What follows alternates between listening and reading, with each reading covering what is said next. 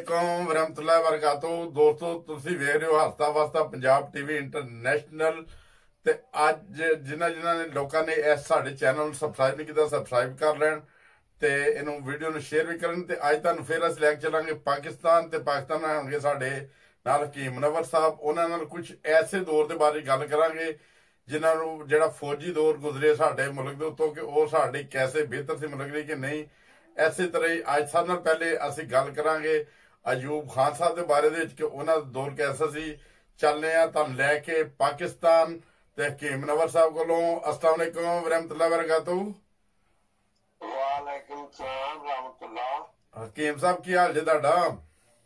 अल्लाह दा फजल अल्लाह ताला तुहानू भी अपने फजलां नाल नवाजे। आमीन। साडे बहुत सारे नाज़रीन ने रिक्वेस्ट की सी कि फौज नूं अक्सर जिहड़ा मर्जी उठ के ते ओ गल कर दिंदा है साडी कौमी फौज नूं ते साडे सारे नाल पहला फौजी दौर आया सी अयूब खान दे ज़माने च ना जिन्हों डिक्टेटर भी कहा जाता है ते ओ अयूब खान दे दौर च की मुल्क दी कोई अच्छे काम सी या कैसा डिक्टेटर सी उन्हें मुल्क दी की कीता कुछ दस सकदे हो सानू ते साडी आवाम नूं?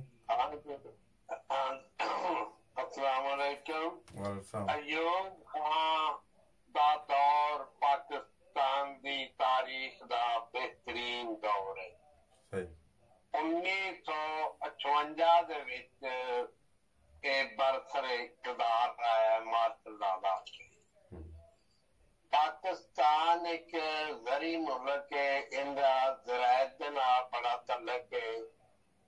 सब तो पहले नंबर दे उत्ते अयूब खान ने अपने दौर दे विच पाकिस्तान दी ज़राअत नूं तरक्की दी है। मसलन पहले नंबर ते उस एक कादराबाद के मुकाम तो कट के हैड पदोका ते जाके ते दरियाए रावी दे विच जनाब चो कट के ते रावी दे बहुत बड़ी नहर मतलब कदी है जिहड़ी सिंध दी जमीन नूं सराफ करना सी ते ओहदा नाम है यूबी ने बड़ी बड़ी बड़ा बड़ा कारनामा बहुत बड़ा कारनामा। अयूब खान ने मंगला डैम बनवाया, तरबेला डैम बनाया।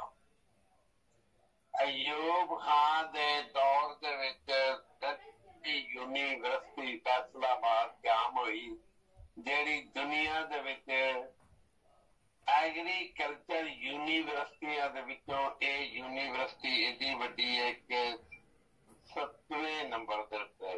अच्छा माशाअल्लाह। पहली बार अयूब खान दे दौर दे विच खुराक दे विच साडा मुल्क पाकिस्तान खुद कबील होया। अयूब खान ने 36,000 ट्यूबल जिहड़े ना ओ ऐसे लगा दिते जिहड़ियां जमीनां बंजर सन उन्हां जमीनां दे उत्ते पानी कोई नहीं सी ते एक इकतसादी इमदाद अमरीका को लैके 36,000 ट्यूबल मतलब लाए। मुल्क दे विचों जिस इलाके दे विच सेम सी जमीन दे उत्ते पानी खलोता सी उस सेम नूं खत्म कीता या जेड़ी कलर शोर दा मैदान सी थोर वाली जमीन सी उन भी इस थोर खत्म करके ते आबाद कीता। इहदे दौर दे विच अयूब खान दे दौर दे विच खेत तो लग के ते मंडी तक सड़कां बन गईयां। अयूब दे दौर दे विच यूनियन कौंसलां दा निज़ाम जिहड़ा सी इह कायम होया जिंदे विच सस्ता ते घर दे विच हर माड़े बंदे दी दलील ते उत्ते मतलब उन्हें इमदाद या इंसाफ मिलता। अयूब खान जिसे बरसरे इक़्तिदार है लोकां अमीरां दे बच्चों दे होर तरीके दे कपड़े सन ते गरीबां दे होर। मलेशिया दा कपड़े दा मलेशिया दे कपड़े दा सारे एक यूनिफॉर्म कर दिता। फिर ये हर छोटी ते वड्डी सनत जरी है ना ओनू अयूब खान ने तरक्की दी। कराची दे विचों अपना कैपिटल जड़ा सी अपना दारुल खिलाफा ਉਸ ਇਸਲਾਮਾਬਾਦ ਐਸੀ ਜਗ੍ਹਾ ਦੇ ਉੱਤੇ ਬਣਾਇਆ ਜਿਹੜਾ ਹਵਾਈ ਹਮਲੇ ਤੋਂ ਵੀ महफूज सी ते बेकार जगह सी, तो उस जगह ਨੂੰ आबाद करके ते बना ਦਿੱਤਾ। अयूब खान ਦੇ ਦੌਰ ਦੇ ਵਿੱਚ ਅਸ਼ਾਰੀ ਨਿਜ਼ਾਮ ਜਿਹੜਾ ਨਾ ਉਹ ਪਾਕਿਸਤਾਨ ਦੇ ਵਿੱਚ ਮਤਲਬ ਚੱਲਿਆ। अयूब खान ने 10 ਸਾਲ ਤੇ 6 ਮਹੀਨੇ ਹੁਕਮਰਾਨੀ ਕੀਤੀ ਹੈ। अयूब खान ਦੇ ਦੌਰ ਦੇ ਵਿੱਚ ਪਾਕਿਸਤਾਨ ਕਰਜ਼ਾ ਲੈਣ ਵਾਲਿਆਂ ਮੁਲਕਾਂ ਚ ਨਹੀਂ ਸੀ ਸ਼ਾਮਲ, ਕਰਜ਼ਾ ਦੇਣ ਵਾਲਿਆਂ ਮੁਲਕਾਂ ਦੇ ਵਿੱਚ ਸ਼ਾਮਲ ਸੀ। ਅਯੂਬ ਇਸਦੇ ਦੌਰ ਦੇ ਵਿੱਚ ਫੌਜ ਨੂੰ, ਅਦਾਰਿਆਂ ਨੂੰ ਮਜ਼ਬੂਤ ਤੇ ਅਦਾਰਿਆਂ ਨੂੰ ਖੁਦ ਮੁਖਤਾਰ ਕੀਤਾ ਹੈ। 1965 ਦੀ ਜੰਗ ਇੱਕ ਬਿਹਤਰੀਨ ਮਤਲਬ ਕਾਮਯਾਬ ਜੰਗ ਜਿਹੜੀ ਹੈ ਨਾ ਉਹ ਲੜੀ ਹੈ। ਇਹਦੇ ਦੌਰ ਦੇ ਵਿੱਚ ਸੂਈ ਨਾਦਰਨ ਗੈਸ ਜਿਹੜੀ ਹੈ ਉਹ ਮੁਲਕ ਦੇ ਪੇਸ਼ਤਰ ਹਿੱਸਿਆਂ ਦੇ ਵਿੱਚ ਮਤਲਬ ਚੱਲੀ ਗਈ। ਮਾਰਦ ਨਾਲ ਹਕੀਮ ਸਾਹਿਬ ਇੱਕ ਮਾਰਦ ਨਾਲ ਤੁਸੀਂ ਜਿੰਨੇ ਮਾਸ਼ਾਅੱਲਾ ਅੱਛੇ ਇਕਦਾਮਾਤ ਦਿਖਾ ਰਹੇ ਹੋ, ਜਿਹੜੇ ਅੱਜ ਮੁਲਕ ਵਿੱਚ ਸੂਈ ਗੈਸ ਤੇ ਜਿਹੜੇ ਹੋਰ ਦੂਸਰੇ ਸ਼ੋਬਿਆਂ ਨੂੰ ਇੰਨੀ ਤਰੱਕੀ ਮਿਲੀ ਹੈ, ਇੱਕ ਬੁਨਿਆਦ ਕੀ ਅਯੂਬ ਖਾਨ ਦੌਰ ਚ ਰੱਖੀ ਗਈ ਸੀ ਇਹਨਾਂ ਕੰਮਾਂ ਦੀ?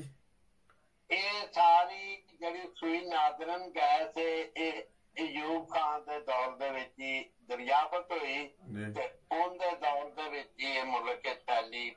ਜਿਹੜਾ PTV ਪਾਕਿਸਤਾਨ ਟੈਲੀਵਿਜ਼ਨ ਹੈ ਇਹਦਾ ਮਤਲਬ ਹੈ ਅਜਰਾ ਵੀ ਅਯੂਬ ਖਾਨ ਦੇ ਦੌਰ ਦੇ ਵਿੱਚ ਹੋਇਆ ਹੈ। ਅੱਛਾ।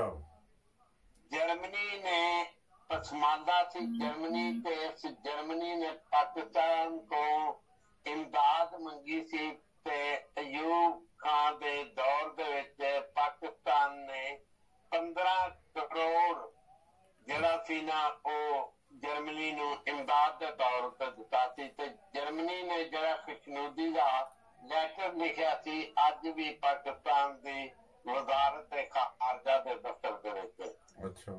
हर बंदे नूं अयूब के दौर दे विच तरक्की मिली है। अयूब का साइंसी मशीर सी डॉक्टर प्रोफेसर अब्दुल इस्लाम। अच्छा। अयूब खान दा जिहड़ा इक्तसादी मशीर सी ओ MMM था। अच्छा। अयूब खान दा जिहड़ा कानूनी मशीर सी ओ सर गफुरल्लाह था। अयूब खान का दौर एक बेहतरीन दौर थी। अयूब खान का दौर इस तो ही मतलब बेहतर थी कि इन्ना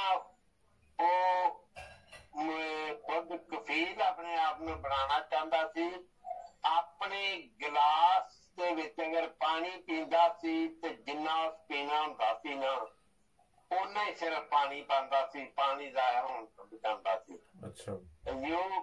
अपने दौर दे विच उस कदी प्रोटोकॉल वाला सिस्टम कोई नहीं सी। उहदे दौर दे विच कार दे उत्ते ओ मुल्क दा दौरा नहीं सी करदा, रेल उत्ते करदा सी। अच्छा। ते मैं ते ज्यादा कुछ ते नहीं दस सकदा, जो कुछ मेरी अख ने वेख्या है ना मैं ते ऐ चीज समझना पाकिस्तान दी तारीख दा बेहतरीन जिहड़ा दौर सी ना ਉਹਦਾ ਹੀ ਦੌਰ ਸੀ।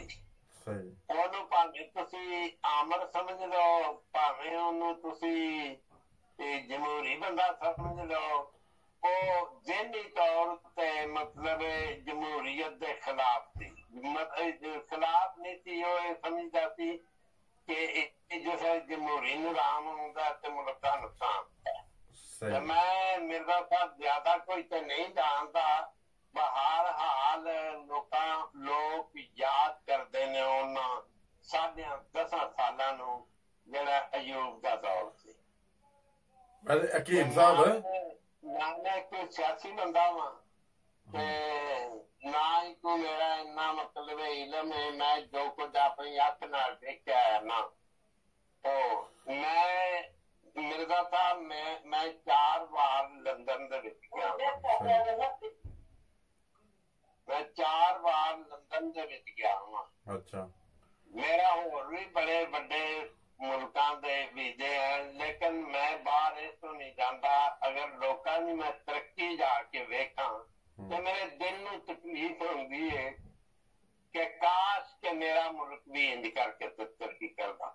ਪਾਕਿਸਤਾਨ ਦੇ ਵਿੱਚ ਨਾ ਮਾਦਨੀਅਤ ਦੀ ਕਮੀ ਹੈ, ਨਾ ਮਤਲਬ ਦੁਨੀਆ ਦੀ ਜ਼ਮੀਨ ਦੇ ਵਿੱਚ ਜਿੰਨੇ ਅੱਲਾਹ ਤਾਲਾ ਨੇ ਜ਼ਖਾਇਰ ਚਾਂਦੀ ਦੇ, ਸੋਨੇ ਦੇ, ਲੋਹੇ ਦੇ, ਕੋਲੇ ਦੇ, ਨਾ ਗੈਸ ਦੇ, ਤੇਲ ਦੇ ਪਾਕਿਸਤਾਨ ਵਿੱਚ ਰੱਖੇ ਨੇ, ਨਾ ਇਹਨੇ ਕਿਸੇ ਥਾਂ ਤੇ ਵੀ ਨਹੀਂ।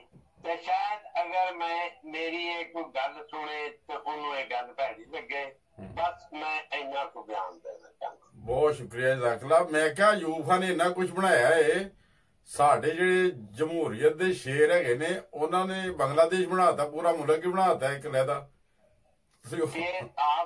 ਇਹ ਸਾਰੀ ਦੁਨੀਆ ਜਾਣਦੀ ਹੈ ਅਯੂਬ ਖਾਨ ਨੇ ਕੰਮ ਕੀਤਾ, ਮੁਲਕ ਦੇ ਵਾਸਤੇ ਬਹੁਤ ਤਰੱਕੀ ਕੀਤੀ ਹੈ।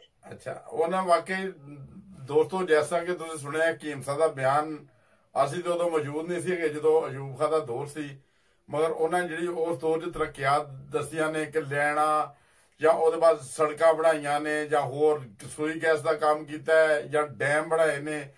ਇਹ ਉਹਨਾਂ ਡੈਮਾਂ ਦੀ ਬਦੌਲਤ ਅੱਜ ਸਾਡੇ ਘਰਾਂ ਦੇ ਵਿੱਚ ਲਾਈਟ ਬਲਦੀ ਏ। ਤੇ ਅਸੀਂ ਲੋਕੀ ਜਿਹੜੇ ਨੇ, ਸਾਡੇ ਲੋਕੀ ਕੁਝ ਜਿਹੜੇ ਨੇ ਬੜੇ ਮੂੰਹ ਖੋਲ ਕੇ ਫੌਜ ਦੇ ਖਿਲਾਫ ਬੋਲ ਦਿੰਦੇ ਨੇ ਕਿ ਫੌਜ ਐ ਤੇ ਆਮ ਮਰੀਅਤ ਤੇ ਇਹ ਉਹ ਆਮ ਮਰੀਅਤ ਦਾ ਹੀ ਦੌਰ ਏ। ਇਹਨਾਂ ਸਿਆਸੀ ਲੋਕਾਂ ਦੇ ਕਹਿਣ ਦੇ ਮੁਤਾਬਕ ਉਹ ਅਯੂਬ ਖਾਨ ਦਾ ਦੌਰ ਸੀ। ਉਹਦੇ ਬਾਅਦ ਅੱਜ ਤੱਕ ਇੱਕ ਡੈਮ ਨਹੀਂ ਬਣਿਆ, ਸੜਕਾਂ ਉਹ ਬਣਾ ਗਿਆ, ਉਹ ਸਭ ਕੁਝ ਕਰ ਕੇ ਗਿਆ। ਇਹ ਦੌਰ ਜਿਹੜੇ ਨੇ ਦੇਖੋ, ਫੌਜ ਸਾਡੇ ਮੁਲਕ ਦੀ ਹਮਦਰਦ ਏ। ਅੱਜ ਫੌਜ ਸਲਾਬ ਆਏ ਤੇ ਫੌਜ ਚਲੀ ਜਾਂਦੀ, ਉੱਥੇ ਜ਼ਲਜ਼ਲਾ ਆਏ ਤੇ ਫੌਜ ਚਲੀ ਜਾਂਦੀ ਏ, ਤੂਫਾਨ ਆਏ ਤੇ ਫੌਜ ਚਲੀ ਜਾਂਦੀ ਏ। ਇਹ ਸਾਰੇ ਕੰਮਾਂ ਦੇ ਵੀ ਫੌਜ ਜਾਂਦੀ। ਕਦੀ ਸਿਆਸੀ ਕਿਸੇ ਲੋਕਾਂ ਨੂੰ ਦੇਖਿਆ ਜਾ ਕੇ ਕਿ ਜ਼ਲਜ਼ਲਾ ਆਏ ਤੇ ਉਹ ਗਾਰਡਨ ਚੁੱਕ ਕੇ ਥੱਲੋਂ ਲਾਸ਼ਾਂ ਕੱਢਣ ਜਾਂ ਉਹ ਢੱਠੇ ਮਕਾਨ ਫਿਰ ਦੁਬਾਰਾ ਬਣਾਉਣ। ਇਹ ਸਾਰਾ ਕੰਮ ਫੌਜ ਕਰਦੀ ਏ। ਸਾਨੂੰ ਫੌਜ ਦੇ ਖਿਲਾਫ ਕਦੀ ਵੀ ਨਹੀਂ ਮੂੰਹ ਖੋਲਣਾ ਚਾਹੀਦਾ ਤੇ ਪਾਕਿਸਤਾਨ ਦੇ ਮੁਹਿੱਬੇ ਵਤਨ ਹੋ ਕੇ ਰਹਿਣਾ ਚਾਹੀਦਾ ਹੈ। ਤੇ ਪਾਕਿਸਤਾਨ ਜ਼ਿੰਦਾਬਾਦ। ਇੰਸ਼ਾਅੱਲਾ ਤਾਲਾ ਫਿਰ ਕਿਸ ਨਵੇਂ ਪ੍ਰੋਗਰਾਮ ਨਾਲ ਤੁਹਾਡੇ ਕੋਲ ਆਵਾਂਗੇ। ਤੇ ਹਕੀਮ ਸਾਹਿਬ ਤੁਹਾਡਾ ਬਹੁਤ ਸ਼ੁਕਰੀਆ, ਜਜ਼ਾਕੱਲਾ, ਤੁਸੀਂ ਆਏ ਸਾਡੇ ਪ੍ਰੋਗਰਾਮ 'ਚ। 1965 ਦੇ ਵਿੱਚ ਅਸੀਂ ਸੁਣਿਆ ਹੈ ਕਿ ਅਯੂਬ ਖਾਨ ਅਗਲਿਆਂ ਮੋਰਚਿਆਂ ਤੇ ਜਾ ਕੇ ਲੜਦਾ ਰਿਹਾ। ਅੱਛਾ, ਖੁਦ ਜਾ ਕੇ ਲੜਦਾ ਰਿਹਾ? ਹਾਂਜੀ, ਖੁਦ। ਅੱਛਾ, ਹਾਂਜੀ। ਚਲੋ ਜਜ਼ਾਕੱਲਾ ਹਕੀਮ ਸਾਹਿਬ ਤੁਹਾਡਾ, ਤੁਸੀਂ ਸਾਡੇ ਪ੍ਰੋਗਰਾਮ 'ਚ ਆਏ। ਹੁਣ ਪ੍ਰੋਗਰਾਮ ਦਾ ਇੰਤਜ਼ਾਮ ਕਰੀਏ ਤੇ ਦੋਸਤਾਂ ਕੋਲੋਂ ਅਸੀਂ ਚਾਹੁੰਦੇ ਹਾਂ ਇਜਾਜ਼ਤ। ਪਾਕਿਸਤਾਨ ਜ਼ਿੰਦਾਬਾਦ। ਤੇ ਜਿਵੇਂ ਪਾਕਿਸਤਾਨ ਤੇ ਜਿਨ੍ਹਾਂ ਲੋਕਾਂ ਨੇ ਸਾਡੇ ਚੈਨਲ ਨੂੰ ਸਬਸਕ੍ਰਾਈਬ ਨਹੀਂ ਕੀਤਾ, ਸਬਸਕ੍ਰਾਈਬ ਕਰਨ। ਤੇ ਖੁਦਾ ਹਾਫਿਜ਼। ਮਿਲਾਂਗੇ ਅਗਲੇ ਪ੍ਰੋਗਰਾਮ। अस्सलाम वालेकुम व रहमतुल्लाहि व बरकातहू।